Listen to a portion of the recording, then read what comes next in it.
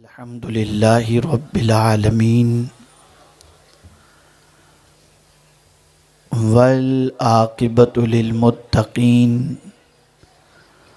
والصلاة والسلام علی سید الانبیاء والمرسلین وعلی آلہ واصحابہ الطیبین الطاہرین اما بعد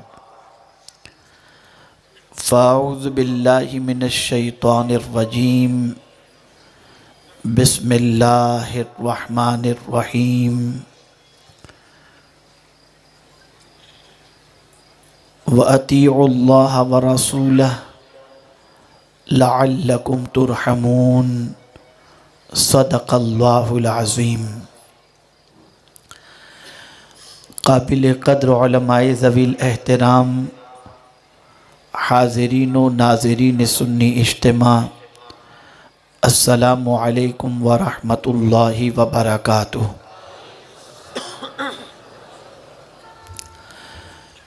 میرے پیارے آقا صلی اللہ تعالی علیہ وسلم کے پیارے دیوانوں، جس آیہ کریمہ کی تلاوت کا میں نے شرف حاصل کیا، اس سے متعلق کچھ معروضات پیش کرنے سے پہلے آقا کریم رؤوف الرحیم علیہ التحیۃ والتسلیم کی بارگاہ میں جس طریقے سے میں پڑھاؤں، عقیدت و محبت میں ڈوب کر اسی طریقے سے درود و سلام کا نذرانہ پیش کریں۔ الصلاۃ والسلام علیک یا رسول اللہ، الصلاۃ والسلام علیک یا حبیب اللہ، الصلاۃ والسلام علیک یا نبی اللہ، الصلاۃ والسلام علیک یا نور اللہ، وعلی آلک و اصحابک یا حبیب اللہ، صلی اللہ تعالی علیہ وسلم۔ میرے پیارے آقا صلی اللہ تعالی علیہ وسلم کے پیارے دیوانوں، ایک ولولہ انگیز، ایمان افروز، دل سوز خطیب سے آپ نے خطابت سماعت فرمائی اور اپنے قلب و جگر کو آپ نے منور و مجلہ کیا۔ اللہ رب العزت جل جلالہ محب گرامی حضرت مولانا سید امین القادری صاحب کے علم، عمل اور عمر میں برکتیں عطا فرمائے۔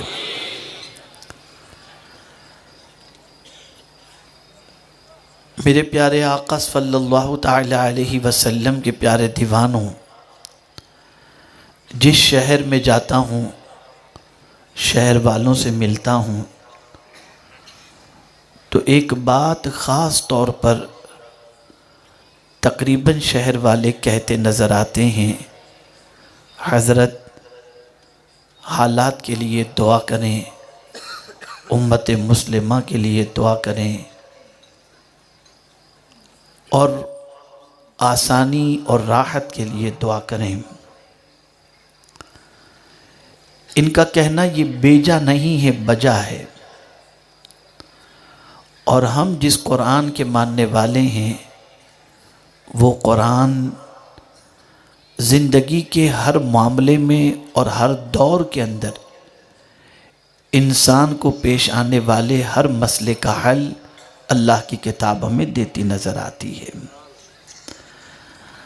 آج جب مسلمان یہ چاہتا ہے کہ اللہ ان پر رحم فرمائے، اللہ کے کرم کی نظر پڑ جائے، رسول اعظم صلی اللہ علیہ وسلم کی رحمت کی نظر پڑ جائے، اور ساتھ ہی ساتھ آج کا مسلمان یہ جاننا بھی چاہتا ہے کہ اسے جو مصائب کا سامنا کرنا پڑ رہا ہے وہ کیوں ہے، تو اس کی طرف بھی قرآن رہنمائی کرتا ہے اور پریشانیوں کا سولیوشن بھی اللہ کی کتاب ہمیں عطا کرتی ہے۔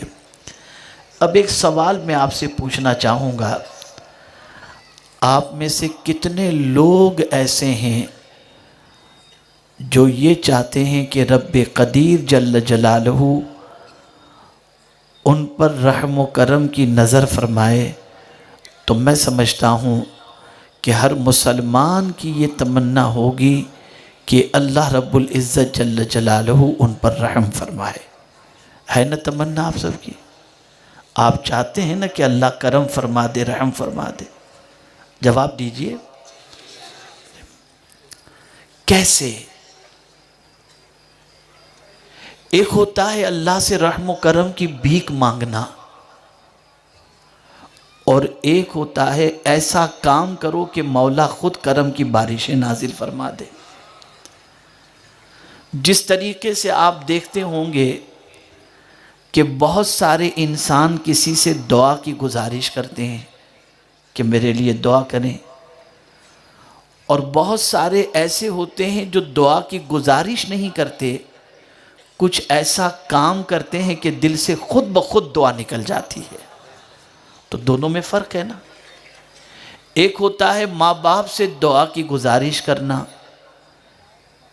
ایک ہوتا ہے بزرگوں سے دعا کی گزارش کرنا، اور ایک ہوتا ہے ایسا کام کرو کہ ماں باپ خود سے دعا دے دیں، بزرگان دین خود سے دعا دے دیں۔ دونوں میں فرق ہے۔ صحابہ کرام علیہم الرضوان کی عادت کریمہ تھی کہ وہ ایسے کام کرتے تھے کہ رسول گرامی وقار صلی اللہ علیہ وسلم خود سے ان کو دعا دیتے تھے، جیسے عشرہ مبشرہ، 10 صحابہ کو حضور نے جنت کی بشارت عطا فرمائی۔ انہی میں خلفائے راشدین ہیں، جن میں حضرت عثمان غنی رضی اللہ تعالیٰ عنہ سے تو سرکار نے یہاں تک فرما دیا، عثمان تم جو چاہو کرو جنتی ہو۔ تو کوئی کام ایسا کیا نا انہوں نے جس کی وجہ سے حضور نے دعا دی۔ حضرت ربیعہ ابن کعب رضی اللہ تعالیٰ عنہ سے سرکار نے خود فرمایا سلنی یا ربیعہ، اے ربیعہ مجھ سے مانگو۔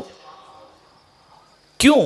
حضرت ربیعہ ابن کعب رضی اللہ تعالیٰ عنہ نے آقا کریم صلی اللہ علیہ وسلم کی اتنی خدمت کی کہ رسول اعظم صلی اللہ علیہ وسلم راضی ہو کر ان سے خود فرماتے ہیں کہ مانگو ربیعہ تمہیں کیا چاہیے میں تمہیں دے دوں گا۔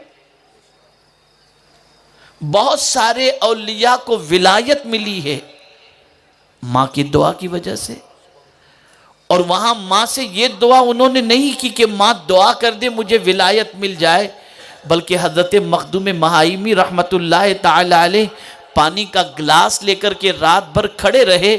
ماں کو اپنے بیٹے کی یہ ادا پسند آئی اور ماں نے کہہ دیا جا اللہ تجھے ولی بنا دے، اللہ نے ولایت عطا فرما دی۔ تو ایک ہوتا ہے دعا کی گزارش کرنا اور ایک ہوتا ہے خود سے دعا کا دینا، دونوں میں بڑا فرق ہے۔ ایک ہوتا ہے اللہ سے رحم و کرم کی بھیک مانگنا، اور ایک ہوتا ہے اللہ خود سے رحم و کرم کی بارش نازل فرما دے۔ تو آج مجھے آپ کو یہ بتانا ہے کہ ہم کون سا کام ایسا کریں جس کی بنیاد پر اللہ ہم پر رحم کی نظر خود سے فرما دے۔ اسے سمجھو آپ۔ تو قرآن کہتا ہے اللہ اور اس کے رسول کی اطاعت کرو، اللہ اور اس کے رسول کی اطاعت کرو تاکہ تم رحم کیے جاؤ، لعلکم ترحمون۔ میرے پیارے آقا صلی اللہ تعالی علیہ وسلم کے پیارے دیوانوں، آج تک آپ یہ سنے ہوں گے کہ اللہ اور اس کے رسول کی اطاعت کرنا، اللہ اور اس کے رسول کی بات ماننا بالکل اپنی جگہ صحیح ہے کہ اللہ اور اس کے رسول کی بات ماننا، آپ اللہ عز و جل اور اس کے رسول صلی اللہ علیہ وسلم کے احکام کی پیروی کرنا یہ اطاعت ہے، لیکن اس میں ایک خاص بات لفظ اطاعت میں پوشیدہ ہے۔ اطاعت آدمی ڈر کے بھی کرتا ہے، بے دلی سے بھی کرتا ہے، اور خوش دلی سے بھی کرتا ہے۔ یہاں جو کہا گیا اللہ اور اس کے رسول کی اطاعت کرو، تو یہ اللہ اور اس کے رسول کی اطاعت کیوں، کس طرح سے کی جائے؟ تو یاد رکھیں میرے پیارے آقا صلی اللہ تعالی علیہ وسلم کے پیارے دیوانوں، بہت ساروں کی باتیں انسان ڈر کر کے مانتا ہے، بہت ساروں کی باتیں انسان گھبرا کر کے مانتا ہے، بہت ساروں کی باتیں انسان جو ہے وہ بے دلی سے مانتا ہے، مجبوری سے مانتا ہے، لیکن یہاں اطاعت کا جو حکم دیا گیا اس سے مراد یہ ہے کہ اللہ اور اس کے رسول کی بات خوشی سے مانو، اور اللہ اور اس کے رسول کی اطاعت گھبرا کر کے، ڈر کر کے، اور دل کی جو ہے وہ بے دلی سے نہیں بلکہ دل سے خوشی خوشی اللہ اور اس کے رسول کی اطاعت کرو۔ ادھر تم اللہ اور اس کے رسول کی اطاعت کرو گے، اللہ اپنے رحم و کرم کی چادریں تم پر ڈال دیا کرے گا۔ تو خوش دلی سے اللہ کی اطاعت کرنا، خوش دلی سے اللہ کے رسول کی اطاعت کرنا، یہ تو میرے محبوب کی ادا ہے، میں اسے ضرور اپناؤں گا۔ یہ میرے آقا کا طریقہ ہے، میں اسے ضرور اپناؤں گا۔ یہ میرے رسول کا فرمان ہے، اسے میں ضرور اپناؤں گا۔ اس سے میرے آقا راضی ہو جائیں گے، میرے سرکار راضی ہو جائیں گے، اور اسے بوجھ تصور کر کے نہیں، خوشی سے اس کو جب تم اختیار کرو گے تو تمہیں رب سے رحم کی بھیک مانگنے کی ضرورت نہیں ہوگی۔ ادھر اطاعت کرو گے، ادھر مولا کے رحم و کرم کی بارشیں نازل ہو جائیں گی۔ میرے پیارے آقا صلی اللہ تعالی علیہ وسلم کے پیارے دیوانوں، صحابہ کرام علیہم الرضوان کی زندگی کا جائزہ لیں تو آپ کو پتہ چلے گا صحابہ کرام علیہم الرضوان اللہ کے رسول صلی اللہ علیہ وسلم کی اطاعت اس طرح سے خوش دلی کے ساتھ کرتے کہ لوگوں کو حیرت ہوتی کہ پیغمبر رحمت صلی اللہ علیہ وسلم کی ہر بات ماننے کے اندر یہ کسی قسم کی کوتاہی نہیں کرتے، کسی قسم کی جو ہے بے دلی کا ظاہرہ نہیں کرتے، بلکہ محبوب صلی اللہ علیہ وسلم کی اطاعت کے اندر اس طریقے سے آگے نکلتے نظر آتے ہیں اور اتنا خیال کرتے نظر آتے ہیں جیسے محبوب کی ادا پر مر مٹنے کا جذبہ ہو، محبوب کے فرمان پر مر مٹنے کا جذبہ ہو۔ اللہ اکبر! میرے پیارے آقا صلی اللہ علیہ وسلم کے پیارے دیوانوں، ایک واقعہ عرض کروں گا، اس سے آپ سمجھ جائیں گے کہ اللہ کے رسول صلی اللہ علیہ وسلم کی اطاعت ہی اللہ کی اطاعت ہے، اور اللہ عز و جل اطاعت کے سلسلے میں اطاعت کی وجہ سے کس طریقے سے رحم و کرم نازل فرماتا ہے۔ آقا کریم صلی اللہ علیہ وسلم ایک بیمار کی عیادت کے لیے تشریف لے گئے۔ رحمت عالم صلی اللہ علیہ وسلم جب اس مریض کے پاس پہنچے تو پیغمبر رحمت صلی اللہ علیہ وسلم نے دیکھا کہ وہ مریض بالکل لاغر ہو چکا ہے، ناتواں ہو چکا ہے، ہڈیاں اس کی گینی جا سکتی ہیں، اتنا وہ کمزور بستر پر پڑا ہوا تھا۔ رسول اعظم صلی اللہ علیہ وسلم نے فرمایا، بتا تو نے کوئی دعا اللہ کی بارگاہ میں کی تھی؟ توجہ چاہوں گا، بہت اہم یہ واقعہ ہے۔ آقا کریم صلی اللہ علیہ وسلم نے فرمایا، کیا تو نے کوئی اللہ سے دعا کی تھی؟ اس نے کہا، ہاں یا رسول اللہ صلی اللہ علیہ وسلم، میں نے یہ دعا کی تھی، اے اللہ جو عذاب تو مجھے آخرت میں دینے والا ہے وہ مجھے تو دنیا ہی میں دے دے۔ اللہ کے رسول صلی اللہ علیہ وسلم نے جب یہ سنا، ارشاد فرمایا، سبحان اللہ، تم اس طریقے سے اللہ کی بارگاہ میں دعا کیے، اللہ کا عذاب برداشت کرنے کی طاقت تم میں ہے، کاش کہ تم یوں دعا کرتے، اے اللہ میرے لیے دنیا بھی بہتر فرما اور آخرت بھی بہتر فرما۔ ابھی وہ سننے والے نے سنا تو اس موقع پر فوراً یہ دعا کی، اے اللہ میرے آقا کی دعا کی طرح میں بھی تیری بارگاہ میں دعا کرتا ہوں، اے اللہ میری دنیا بھی بہتر فرما، میری آخرت بھی بہتر فرما۔ ادھر دعا مکمل ہوئی، ادھر اللہ نے ان پر رحم کی نظر فرما دی اور شفا عطا فرما دی۔ تو میرے پیارے آقا صلی اللہ علیہ وسلم کے پیارے دیوانوں، اطاعت رسول صلی اللہ علیہ وسلم کی بنیاد پر اللہ رحم و کرم کی بارشیں نازل فرماتا ہے۔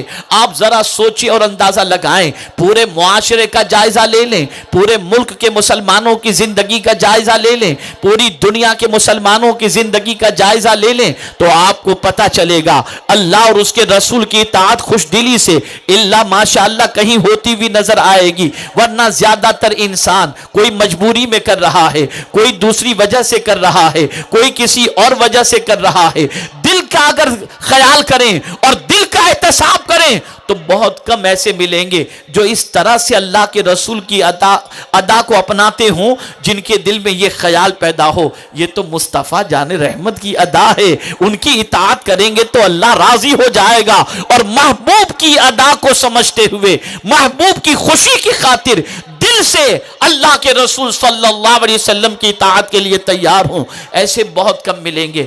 ایک بہت صحیح بات آپ کے گوش گزار کرنا چاہوں گا، برا لگے تو مجھے معاف کر دیجئے گا، ہمارا پڑھا لکھا طبقہ جن کے پاس دنیاوی تھوڑا سا ایجوکیشن ہے یا پھر دنیا میں دنیاوی اعتبار سے کچھ اثر و رسوخ رکھتے ہیں، ان کی مینٹلٹی بھی اتنی خراب ہو چکی ہے کہ اگر ان کے سامنے یہ کہا جائے کہ یہ نبی کا فرمان ہے، اچھا ٹھیک ہے ہوگا اللہ کرم فرمائے، لیکن اگر یہ کہا جائے کہ سائنس نے تحقیق کر کے کہا ہے ایسا کریں گے تو فائدہ ہوگا، اور اس کے بعد یہ کہیں کہ سائنس جو کہہ رہی ہے نا یہ مصطفیٰ جان رحمت نے 1400 سال پہلے فرما دیا تھا، تو ان کے حلق کے نیچے بات اتر جاتی ہے، لیکن صرف حضور کا فرمان سنا دو تو آدمی شش و پنج میں گرفتار ہوتا ہے۔ سائنس کا غلبہ اتنا ہو گیا، سائنس کی تحقیق سے انسان اتنا مرعوب ہو گیا کہ گویا سائنس غلط نہیں کہتی۔ ارے نادانو، سائنس کی تحقیق آج کچھ ہوتی ہے، کل کچھ ہوتی ہے، پرسوں کچھ ہوتی ہے، لیکن مصطفیٰ جان رحمت نے جو کہہ دیا کل بھی وہی تھا، آج بھی وہی ہے، اور قیامت تک وہی رہنے والا ہے، اس لیے کہ حضور سچ کے علاوہ کچھ نہیں فرماتے۔ لیکن سوچ بدل گئی، نظریہ بدل گیا، جہاں عادتوں کو اختیار کرنے میں مغربی افکار کو ہم نے اپنا لیا، وہیں حدیث کے مقابلے میں بھی مغربی افکار کو ہم نے اپنا لیا۔ اے رسول اعظم صلی اللہ علیہ وسلم کے دیوانوں، یہ بات دل و دماغ کے اندر محفوظ کر لو، آپ اور ہم سب چاہتے ہیں اللہ ہم پر کرم کی نظر فرما دے، حالات بگڑتے جا رہے ہیں، معاشرے میں پریشانیاں بڑھتی جا رہی ہیں، آنے والے دنوں کے سلسلے میں خوف پیدا ہوتا جا رہا ہے، ہم کیا کریں، ہم کیا نہ کریں؟ قرآن کہتا ہے گھبرانے کی ضرورت نہیں، میرے بندے میں نے رحمت للعالمین رسول بھیج دیا ہے، تجھے ادھر ادھر دیکھنے کی ضرورت نہیں، میرے محبوب کی طرف دیکھ اور ان کی اطاعت کر، تو ان کے طریقے کو اپنا لے گا، میں اپنے رحم و کرم کی بارشیں تجھ پر نازل کر دوں گا۔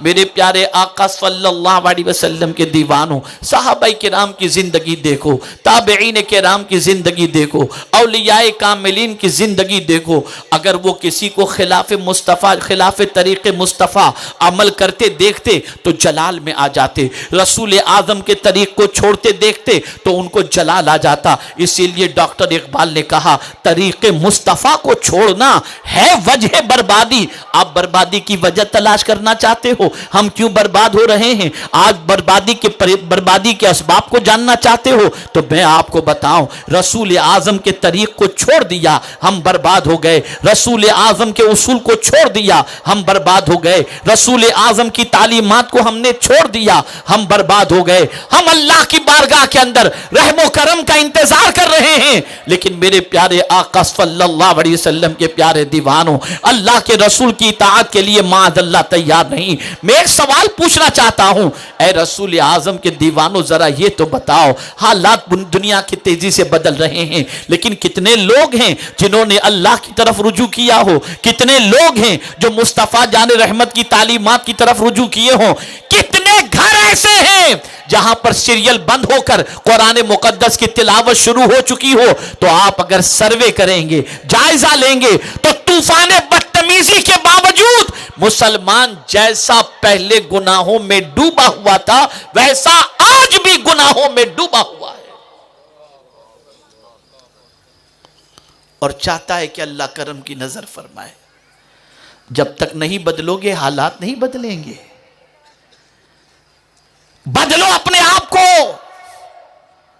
چینج کرو اپنے آپ کو، اللہ کے رسول صلی اللہ علیہ وسلم کی اطاعت کا پٹا اپنے گلے میں ڈال دو، اور یہ بات یاد رکھیں، حضور صلی اللہ علیہ وسلم کی اطاعت کی بنیاد پر اللہ صرف کرم کی نظر نہیں فرمائے گا، بلکہ میرا مولا فرماتا ہے جنت بھی ملے گی اور بڑی کامیابی بھی اللہ تمہیں عطا فرما دے گا۔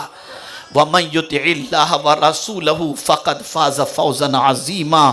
یہ قرآن کا فرمان ہے، یہ مصطفیٰ جان رحمت پر نازل ہونے والے سچی کتاب کا فرمان ہے۔ اے رسول اعظم صلی اللہ علیہ وسلم کے دیوانوں، آپ ذرا دیکھیں صحابہ کرام علیہم الرضوان آقا کریم صلی اللہ علیہ وسلم کے طریق کے متلاشی ہوتے اور انہیں پتہ چل جاتا یہ رسول اعظم کا طریقہ ہے تو ڈرتے نہیں تھے، گھبراتے نہیں تھے، شرماتے نہیں تھے کہ رسول اعظم کے طریقے پر عمل کریں گے تو دنیا ہمیں بیکورڈ تصور کرے گی، دنیا ہمیں برا کہتی ہوئی نظر آئے گی۔ نہیں، بلکہ ان کا معاملہ یہ تھا کہ وہ تو اپنی عزت ہی اسی بات میں تصور کرتے تھے کہ حضور کے طریقے پر عمل کریں گے تو اللہ ہمیں عزت عطا فرمائے گا۔ عزت دنیا کا کوئی انسان دینے والا نہیں ہے، عزت دنیا کا کوئی انسان آپ کو دینے والا نہیں، عزت کا مالک تو اللہ ہے۔ ساری عزت اللہ کے دست قدرت میں ہے، وہ جسے چاہے عزت عطا فرما دے اور جسے چاہے ذلت عطا فرما دے۔ یاد رکھیں میرے پیارے آقا صلی اللہ علیہ وسلم کے پیارے دیوانوں، آپ صحابہ کرام کی زندگی کا مطالعہ کریں۔ میں تو بڑے افسوس کے ساتھ کہوں گا جس قوم کا حال یہ ہو کہ اس قوم کو اپنے نبی کی عمر کے بارے میں واقفیت نہ ہو، اور اس قوم کو اپنے نبی کی ہجرت کے بارے میں واقفیت نہ ہو، جس قوم کو اپنے نبی کے اعلان نبوت کے سلسلے میں واقفیت نہ ہو، جس قوم کو اپنے نبی کی ازواج اور امہات المؤمنین کے بارے میں واقفیت نہ ہو، جس قوم کو صحابہ کرام کی زندگی کے بارے میں واقفیت نہ ہو، وہ قوم زمین پر کس کے طریقے پر عمل کرے گی، کس کے نقش قدم پر چلے گی؟ اے رسول اعظم صلی اللہ تعالی علیہ وسلم کے دیوانوں، صحابہ حضور کی اداؤں کو تلاش کرتے، ان اداؤں پر عمل پیرا ہوتے، اور سب سے زیادہ رسول اعظم صلی اللہ تعالی علیہ وسلم کی اداؤں کے محافظ کی حیثیت سے حضرت عبداللہ ابن عمر کا نام سنہرے حروف سے لکھا ہوا نظر آتا ہے۔ بڑا خیال فرماتے، بڑا اہتمام فرماتے۔ آپ جانتے ہیں حضرت عبداللہ ابن عمر رضی اللہ تعالی عنہما صحابہ کے ساتھ حج کے لیے نکلے، راستے میں جاتے ہوئے ایک کنارے پر ہو جاتے ہیں، ہٹ جاتے ہیں سب ساتھیوں سے اور کنارے پر ہو جاتے ہیں۔ لوگوں نے کہا عبداللہ کیا بات ہے تم کنارے ہٹ گئے؟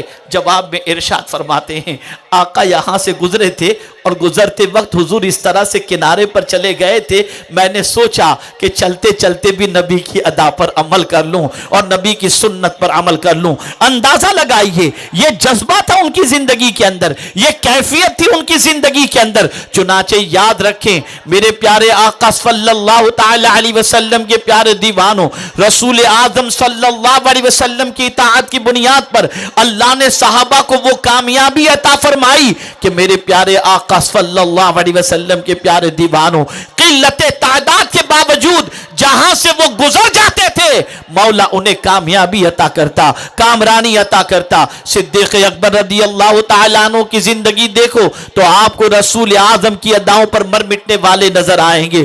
اللہ اکبر، کون نہیں جانتا سیدنا صدیق اکبر رضی اللہ تعالیٰ عنہ کو؟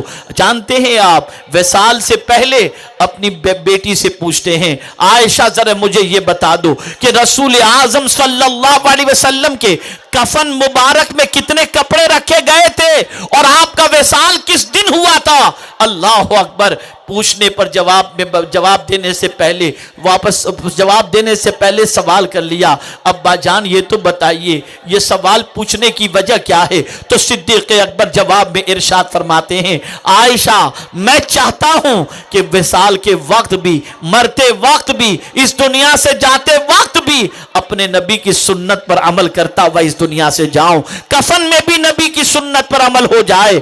آپ اندازہ لگائیں وہ جیتے جی بھی نبی کے طریقے پر عمل کرتے تھے، بعد از وصال بھی نبی کے طریقے پر عمل کرتے تھے، اور آج مسلمانوں کی ایک سوچ پر مجھے ماتم کرنے کو جی چاہتا ہے، مجھے افسوس کے اظہار کا جی چاہتا ہے، مجھے بے پناہ تکلیف کے اظہار کا جی چاہتا ہے۔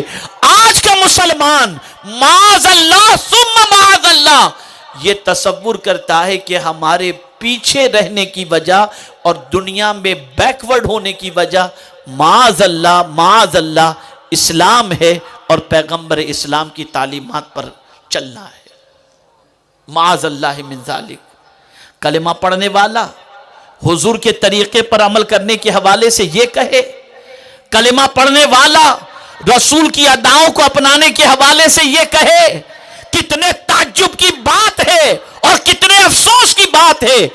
تاریخ اٹھا کر کے دیکھو، نبی کے طریقے پر عمل کرنے والے کو رسوائی نصیب ہوئی ہو تو ایک مثال مجھے پیش کر دو، ورنہ میں آپ کو سینکڑوں مثالیں پیش کر سکتا ہوں کہ نبی کے طریقے پر عمل کیے تو مولا نے زمین کے اوپر بھی عزت دی، زمین کے اندر بھی عزت دی، اور میدان محشر میں بھی اللہ انہیں عزت سے مالا مال فرمائے گا۔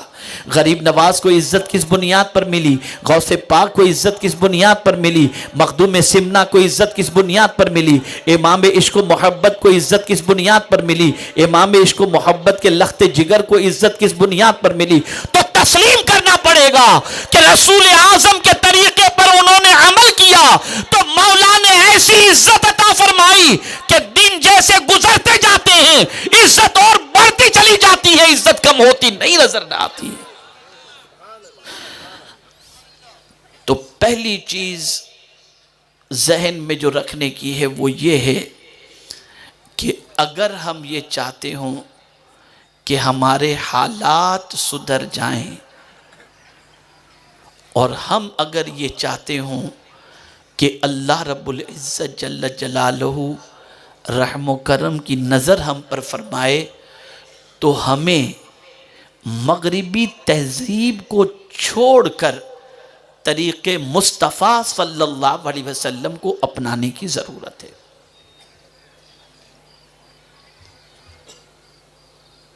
اسی طرح سے قرآن مقدس میں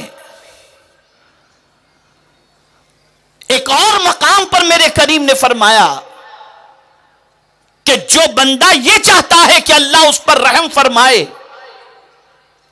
تو اس کے حوالے سے ایک اور دستور بھی قرآن نے عطا کیا۔ قرآن کہتا ہے وَهَذَا کتاب انزلناہ مبارکن فاتبعوہ واتقوا لعلکم ترحمون۔ یہ کتاب جس کو ہم نے نازل کیا یہ برکت والی کتاب ہے۔ جس کتاب کو خدا برکت والی کتاب کہے وہ کتاب برکت والی۔ اتنا تو ہر مسلمان جانتا ہے کہ قرآن برکت والی کتاب ہے، اسی لیے دکان خریدتا ہے تو پہلے قرآن رکھتا ہے، فیکٹری خریدتا ہے تو پہلے قرآن رکھتا ہے، گھر خریدتا ہے تو پہلے قرآن رکھتا ہے۔ اتنا تو جانتا ہے کہ یہ برکت والی کتاب ہے، لیکن اس کے آگے کچھ نہیں جانتا۔ برکت کے علاوہ حرکت اس کی زندگی میں نہیں ہے۔ قرآن کہتا ہے کہ اگر تم چاہتے ہو کہ اللہ تم پر رحم و کرم کی بارشیں نازل فرمائے تو فاتبعوہ، اس کتاب کا اتباع کرو، اس کتاب کی پیروی کرو۔ اللہ کی کتاب کے اندر جو کچھ بھی کہا گیا کہ حلال کھاؤ حلال ہی کھاؤ، سود سے بچو تو سود سے بچو، جھوٹ سے بچو تو جھوٹ سے بچو۔ جب کوئی بندہ مومن اللہ کی کتاب پر عمل کرتا ہے اور اللہ سے ڈرتا ہے تو اسے اللہ سے رحم و کرم کی بھیک مانگنے کی ضرورت نہیں، اس کا اس پیروی کرنے کی وجہ سے اور تقوی اختیار کرنے کی وجہ سے اللہ اس پر خود ہی رحم و کرم کی بارشیں نازل فرما دے گا۔ لیکن ہمارا حال یہ ہے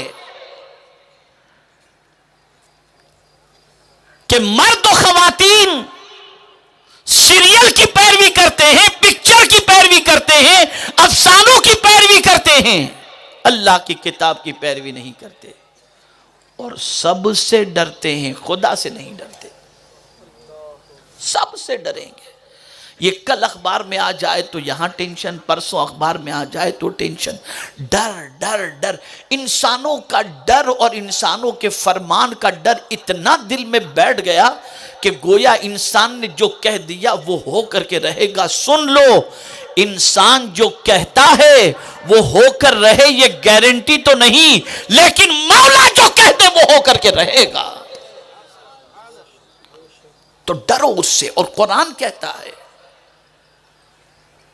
فَلَا تَخَافُوهُمْ وَخَافُونِي إِن كُنتُم مُؤْمِنِينَ. اگر تم مومن ہو تو ان سے نہ ڈرو، اللہ فرماتا ہے مجھ سے ڈرو. اور ہم خدا کے علاوہ سب سے ڈرتے ہیں. اللہ کے علاوہ سب سے ڈرتے ہیں. کیمرہ اسپیڈ کے لیے اگر لگا ہوا ہے تو کیمرے سے بھی ڈرتے ہیں کہ بھئی کہیں 80 کی بجائے 100 کی اسپیڈ ہو جائے گی تو فوراً ہمارے اوپر جو ہے وہ چارج لگ جائے گا. سب سے ڈرتے ہیں، اللہ سے نہیں ڈرتے. آپ کہیں گے نہیں ہم اللہ سے ڈرتے ہیں. کیسے ڈرتے ہیں اللہ سے؟ کیا اللہ سے ڈرنے والا بندہ نمازیں چھوڑتا ہے؟ کیا اللہ سے ڈرنے والا بندہ گانے گنگناتا ہے؟ کیا اللہ سے ڈرنے والا بندہ جھوٹ بولتا ہے؟ کیا اللہ سے ڈرنے والا بندہ شراب پیتا ہے؟ کیا اللہ سے ڈرنے والا بندہ زنا کرتا ہے؟ کیا اللہ سے ڈرنے والا بندہ رات کی تاریکی میں گندی پکچروں کو دیکھتا ہے؟ کیا اللہ سے ڈرنے والا بندہ عیاشیاں کرتا ہے؟ اللہ سے ڈرنے والے بندے کا حال اس طریقے سے ہوتا ہے کہ سیدنا فاروق اعظم رضی اللہ تعالی عنہ ارشاد فرماتے ہیں کہ میں رعایا کے حالات کا جائزہ لینے کے لیے نکلا. جنگل و بیابان میں پہنچا. اللہ اکبر. ایک نوجوان بکریاں چرا رہا تھا. فاروق اعظم رضی اللہ المولا تبارک و تعالی عنہ کو اس نے پہچانا نہیں کہ یہ امیر المؤمنین ہیں. ایک مسافر کی حیثیت سے پہنچے. نوجوان کو آپ نے دیکھا، ارشاد فرمایا اے بکریاں چرانے والے، کسی بکری کا دودھ دوہ کر کے تھوڑا سا مجھے دے دے، بھوک لگی ہے، میں ایک مسافر ہوں. اس نوجوان نے جواب میں عرض کیا اے مسافر، میں بکریوں کا چرواہا ہوں، بکریوں کا مالک نہیں. اپنے مالک کی اجازت کے بغیر میں بکری کا دودھ دو کر تجھے نہیں دے سکتا. فاروق اعظم نے جب یہ سنا تو ارشاد فرمایا ٹھیک ہے، ایک کام کر، کچھ رقم لے لے، بکری کا ایک بچہ دے دے، اسے ذبح کر کے میں کھا لوں گا. اور امتحاناً اس سے فرمایا کہ تیرا مالک اگر تجھ سے پوچھے کہ بکری کا ایک بچہ کیسے کم ہو گیا تو کہنا بھیڑیے نے کھا لیا. اس نے جب یہ سنا تو سننے کے بعد فاروق اعظم سے عرض کرتا ہے اے مسافر، یہ بات تو صحیح ہے کہ اس جنگل میں میرا مالک تو مجھے نہیں دیکھ رہا، لیکن کیا مالک کا مالک بھی مجھے نہیں دیکھ رہا؟ یہ جیسے ہی اس نے کہا، فاروق اعظم نے نوجوان کو سینے سے لگا لیا اور ارشاد فرمایا سن، جب تک کلمہ پڑھنے والوں میں تجھ جیسے نوجوان ہیں، اسلام کے بڑھتے ہوئے سیلاب کو دنیا کی کوئی طاقت نہیں روک سکتی. کیا یہ ڈر ہے ہمارے دل میں اللہ کا؟ وہ کون سی برائیاں ہیں جس کی دہلیز پر مسلمان نظر نہ آتا ہو؟ وہ کون سی بدکرداریاں ہیں جس سے مسلمان کا دامن آلودہ نظر نہ آتا ہو؟ ہم چاہتے ہیں کہ حالات بدل جائیں، لیکن ہم بدلیں گے نہیں، معاذ اللہ من ذالک. پہلے خود بدلو، حالات مولا بدل دے گا. ارے میں اکثر کہا کرتا ہوں ذرا اتنا تو سوچو، ایک مسجد کے قریب رہنے والا بے نمازی شخص جو نماز بھی نہیں پڑھتا، تلاوت بھی نہیں کرتا، لیکن اس نے اپنے آپ کو چینج کرنے کا ارادہ کیا اور اس نے حج کا فارم بھرا، نمبر لگ گیا. وہ امام صاحب کے پاس پہنچتا ہے اور کہتا ہے کل میری روانگی ہے حج کے لیے، حضرت دعا فرمائیں. امام صاحب جانتے تھے کہ یہ نماز نہیں پڑھتا، لیکن باوجود اس کے جب اس نے کہا میں حج کے لیے جا رہا ہوں تو امام صاحب اس سے کہتے نظر آتے ہیں میرے لیے بھی دعا کرنا. اللہ اللہ، اس بندے کو آپ دعا کے لیے کہہ رہے ہو جس نے جو نماز نہیں پڑھتا تھا؟ تو امام صاحب جواب دیں گے اللہ نے اسے اپنا مہمان بنا لیا اور یہ خدا کی طرف بڑھ رہا ہے تو جب اس نے قدم اٹھا لیا ہے تو اللہ اس کی دعاؤں کو قبول کرے گا، اور اس وجہ سے وہ بھی دعا کی گزارش کرتے نظر آتے ہیں۔ پتہ چلا جب انسان خود کو بدلنے کے لیے تیار ہو جاتا ہے تو مولا خود اس پر کرم کی نظر فرما کر اس کی محبت لوگوں کے دلوں میں پیدا فرما دیتا ہے۔ تو قرآن کہتا ہے اگر تم چاہتے ہو کہ تم پر رحم و کرم کی نظر ہو تو ایک چیز قرآن نے بتائی، اللہ اور اس کے رسول کی اطاعت کرو تاکہ تم رحم کیے جاؤ، اور دوسری چیز قرآن نے بیان فرمائی وَهَذَا كِتَابٌ أَنزَلْنَاهُ مُبَارَكًا فَاتَّبِعُوهُ وَاتَّقُوا لَعَلَّكُمْ تُرْحَمُونَ، یہ برکت والی کتاب جس کو ہم نے نازل کیا، اس کی پیروی کرو اور اللہ سے ڈرو تاکہ تم پر رحم کیا جائے۔ تو میرے پیارے آقا صلی اللہ تعالی علیہ وسلم کے پیارے دیوانوں میں عرض کر رہا تھا کہ اللہ کن کاموں کی بنیاد پر اپنے بندوں پر رحم فرماتا ہے؟ تو رب نے فرمایا اطیعوا اللہ ورسولہ لعلکم ترحمون، اللہ اور اس کے رسول کی اطاعت کرو تاکہ تم رحم کیے جاؤ۔ اور دوسرے مقام پر فرمایا وَهَذَا كِتَابٌ أَنزَلْنَاهُ مُبَارَكًا فَاتَّبِعُوهُ وَاتَّقُوا لَعَلَّكُمْ تُرْحَمُونَ، اللہ کی کتاب کی پیروی کرو اور اللہ سے ڈرو تاکہ تم رحم کیے جاؤ۔ اور ایک مقام پر پروردگار ارشاد فرماتا ہے اِذَا قُرِئَ الْقُرْآنُ فَاسْتَمِعُوا لَهُ وَأَنصِتُوا لَعَلَّكُمْ تُرْحَمُونَ، جب قرآن پڑھا جائے تو چپ رہو اور اسے سنو۔ دیکھیے یہاں بھی رحم کی بھیک مانگنے کے لیے نہیں کہا جا رہا، بلکہ عمل بتایا جا رہا ہے کہ یہ عمل تم کرو، مہربانی مولا تم پر فرما دے گا۔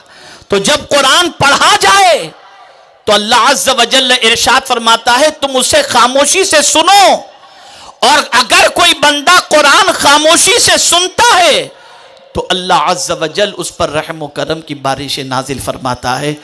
اب جس قوم کا مزاج یہ بن گیا ہو کہ قرآن سننا بھی اس کی طبیعت پر بوجھ بن جائے، اس قوم پر پروردگار رحم و کرم کی بارشیں کیسے نازل فرمائے گا؟ آج ہماری قوم کا مزاج یہ ہے گھنٹوں گانے سنیں گے، گھنٹوں غزلیں سنیں گے، لیکن اگر مسجد میں امام نے قرأت تھوڑی لمبی کر دی تو ٹرسٹی کے پاس شکایت پہنچ جائے گی۔ امام صاحب سے کہیں کہ جب لمبی قرأت کرنی ہو تو خود اکیلے جب نماز پڑھتے ہیں تب پڑھ لیا کریں، ہمیں کافی تکلیف ہوتی ہے۔ آپ ذرا سوچیں، ہاں بوڑھوں کی رعایت کے بارے میں حکم ضرور ہے، لیکن میرے پیارے آقا صلی اللہ علیہ وسلم کے پیارے دیوانوں، عرض کرنے کا منشا یہ ہے کہ طبیعت پر قرآن سننا اگر بوجھ بن جائے تو ایسوں پر اللہ عز و جل رحم و کرم کی بارشیں کیسے نازل فرمائے گا۔ لیکن جب قرآن پڑھا جاتا ہو، بات کرنے کی بجائے بندہ خاموشی سے اس طرح سے سنے کہ میرا رب کیا فرما رہا ہے، میں خاموشی سے سنوں تو صحیح، اور رب کے فرمان کے سامنے اپنے قول کو، اپنی بات کو دوسروں کے سامنے پیش کرنے کی بجائے، کسی سے گفتگو کرنے کی بجائے میں چپ رہوں، اللہ کے فرمان کی اس تعظیم کرنے کی بنیاد پر میرا مولا رحم و کرم کی بارشیں نازل فرما دے گا۔ لیکن ہمارا حال بالکل اس کے برعکس نظر آتا ہے۔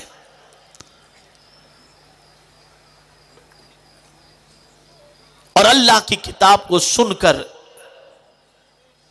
دل میں جو سرور پیدا ہونا چاہیے اور ایمان کے اندر جو تقویت ملنی چاہیے، یہ بھی ہماری کیفیت نہیں بنتی، جبکہ قرآن مقدس میں رب قدیر نے مومنین کی تعریف میں بیان فرمایا انما المؤمنون الذین اذا ذکر اللہ وجلت قلوبہم واذا تلیت علیہم آیاتہ زادتہم ایمانا۔ لیکن آج حالات اتنے خراب ہو چکے ہیں کہ میرے پیارے آقا صلی اللہ تعالی علیہ وسلم کے پیارے دیوانوں، قرآن سننا معاذ اللہ لوگوں کو بلکہ ایسی پوزیشن ہے کہ جس مسجد میں یعلمون تعلمون کی طرح تراویح ہوتی ہو کہ امام صاحب کہاں سے قرآن پڑھے اور کیا پڑھے سمجھ میں نہ آتا ہو، 20 منٹ کے اندر پورا پارا پڑھ لیتے ہو، وہاں نماز پڑھنے والوں کی تعداد زیادہ ہوگی، اور جہاں پر بالکل حضر کے ساتھ اور تجوید کے ساتھ قرآن پڑھا جاتا ہو وہاں قرآن سننے والوں کی تعداد بہت کم ہوگی۔ کہتے ہیں بہت ٹائم مولانا لگا دیتے ہیں، العیاذ باللہ۔ قرآن سننا بھی رسول اعظم کی سنت مبارکہ ہے، اور قرآن سن کر رونا بھی مصطفیٰ جان رحمت کی سنت مبارکہ ہے۔ لیکن جس قوم کا مزاج گانا سن کر رونے کا ہو، غزلیں سن کر رونے کا ہو، ایموشنل سین دیکھ کر کے رونے کا ہو، اس قوم کا کیا کہنا۔ تو میرے پیارے آقا صلی اللہ تعالی علیہ وسلم کے پیارے دیوانوں، عرض کرنے کا منشا یہ ہے کہ قرآن میں تلاش کرو کہ وہ کون سے اعمال ہیں جن کی بنیاد پر اللہ اپنے بندوں پر رحم فرماتا ہے۔ تو ایک تو اللہ کے رسول کی اطاعت، اللہ کی اطاعت اور اس کے رسول کی اطاعت، دوسرا قرآن مقدس کی پیروی اور اللہ سے ڈرنا، اور تیسری چیز قرآن سننا خاموشی کے ساتھ اور چپ رہنا، اس پر اللہ عز و جل رحم و کرم کی بارش نازل فرماتا ہے۔ حضرت صالح علیہ السلام نے اپنی قوم سے فرمایا کہ تم چاہتے ہو کہ اللہ تم پر رحم فرمائے، تو فرماتے لولا تستغفرون اللہ لعلکم ترحمون، تم کیوں اللہ سے مغفرت نہیں چاہتے؟ اللہ سے معافی مانگو، اللہ سے مغفرت طلب کرو تاکہ اللہ تم پر رحم و کرم کی بارش نازل فرمائے۔ اگر کوئی بندہ اللہ کی بارگاہ میں مغفرت کی بھیک مانگتا ہے تو اللہ عز و جل اس پر رحم و کرم کی بارشیں نازل فرماتا ہے۔ آپ دیکھیں، دو چیزوں کو قرآن میں امان بتایا گیا، اور اللہ کے عذاب سے بچنے کے حوالے سے امان کی دو چیزیں قرآن نے بیان فرمائی۔ وَمَا كَانَ اللَّهُ لِيُعَذِّبَهُمْ وَأَنْتَ فِيهِمْ وَمَا كَانَ اللَّهُ مُعَذِّبَهُمْ وَهُمْ يَسْتَغْفِرُونَ۔ یہ قرآن بتا رہا ہے اللہ ان پر عذاب کیسے نازل فرمائے کہ اے محبوب تم ان میں ہو، اور اللہ ان پر کیسے عذاب نازل فرمائے جب وہ اللہ کی بارگاہ میں استغفار کر رہے ہوں۔ تو جب بندہ اللہ کی بارگاہ میں استغفار کرتا ہے، اٹھتے بیٹھتے مغفرت کی بھیک مانگتا ہے، تو میرا مولا اس بندے پر کرم فرما دیتا ہے، رحم و کرم کی بارشیں نازل فرماتا ہے۔ اے رسول اعظم صلی اللہ تعالی علیہ وسلم کے دیوانوں، استغفار، اللہ سے مغفرت چاہنا، یہ اتنا بڑا عمل ہے، اتنا بڑا عمل ہے کہ اگر اولیاء کرام علیہم الرضوان کی عادتوں کو اور ان کے اوصاف کو قرآن میں پڑھا جائے کہ ان کے اوصاف کیا تھے، تو قرآن کہتا ہے وَبِالْأَسْحَارِ هُمْ يَسْتَغْفِرُونَ، وہ سحری کے وقت رات کے آخری پہر میں اللہ سے مغفرت کی بھیک مانگتے تھے۔ اور رسول گرامی وقار صلی اللہ علیہ وسلم نے ارشاد فرمایا طوبیٰ لمن وجد فی صحیفته استغفارا کثیرا، خوشخبری ہو اس کے لیے، مبارک ہو اس کو جس کے نام اعمال کے اندر استغفار کی کثرت موجود ہو۔ تو اے رسول اعظم صلی اللہ علیہ وسلم کے دیوانوں، اللہ اور اس کے رسول کی اطاعت کرو، اور یہ بات یاد رکھیں، مصیبتوں کی وجہ، تکالیف کی وجہ، آزمائش کی وجہ بھی قرآن نے بیان فرما دی۔ فَلْيَحْذَرِ الَّذِينَ يُخَالِفُونَ عَنْ أَمْرِهِ أَن تُصِيبَهُمْ فِتْنَةٌ أَوْ يُصِيبَهُمْ عَذَابٌ أَلِيمٌ۔ قرآن کہتا ہے اللہ کے رسول صلی اللہ علیہ وسلم کے حکم کی خلاف ورزی کرو گے، تم امتحان میں، آزمائش میں گرفتار ہو جاؤ گے، اور سخت ترین عذاب کے اندر گرفتار ہو جاؤ گے۔ ہم نے پوری زندگی اللہ کے رسول کی اطاعت نہیں کی اور اللہ کے رسول کے احکام کی خلاف ورزی کی، اس لیے آج آزمائش میں گرفتار ہیں، آج مصائب میں گرفتار ہیں۔ ہم ہر ایک سے رحم و کرم کی بھیک مانگتے ہیں، اللہ سے کیوں نہیں مانگتے؟ اور اللہ سے بڑا کریم کون ہے؟ اس کی شان تو یہ ہے کہ اس نے مخلوق کو پیدا کرنے سے پہلے ہی اپنی شان میں لکھ دیا سبقت رحمتی علی غضبی۔ اللہ اکبر۔ اے رسول اعظم کے دیوانوں، پروردگار سب سے بڑا رحمان اور رحمت فرمانے والا ہے، اس لیے اس سے بڑا رحیم و کریم کوئی ہے ہی نہیں، وہی رحمان و رحیم ہے۔ اگر ہم چاہتے ہیں کہ وہ ہم پر رحم فرمائے تو ہمیں چاہیے کہ اللہ اور اس کے رسول کی اطاعت کریں، ہمیں چاہیے کہ اللہ کے کلام کی پیروی کریں، ہمیں چاہیے کہ ہم اللہ کے کلام کو سن کر چپ رہیں، ہمیں چاہیے کہ ہم اللہ کی بارگاہ میں استغفار کریں۔ انشاءاللہ العظیم پروردگار کا وعدہ حق ہے اور ضرور بھی ضرور وہ ہم پر رحم و کرم کی بارشیں نازل فرمائے گا۔